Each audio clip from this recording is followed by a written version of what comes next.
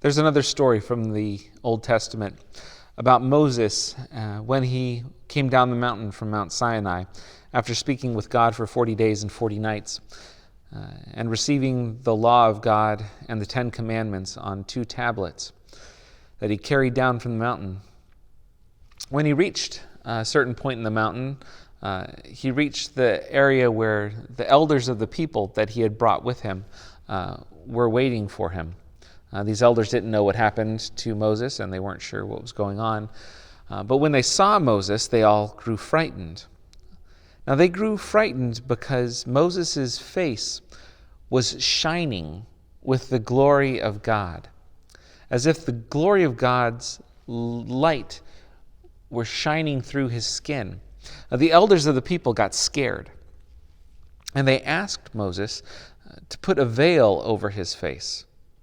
That's right, a face mask, in order to protect them from seeing the glory of God, lest God's glory kill them. So Moses agreed and put on the veil and wore the veil for some time afterward. Now, we're not sure exactly how long Moses wears the veil. We're not sure what happens to the glory of God shining through his face. But it's an interesting story that kind of has some parallels with our situation today. We're all being asked to wear face masks in order to protect one another from death, which is a very similar situation to what the Israelites were in. They weren't sure what was going on. They weren't sure what would happen. There was a lot of uncertainty, not only about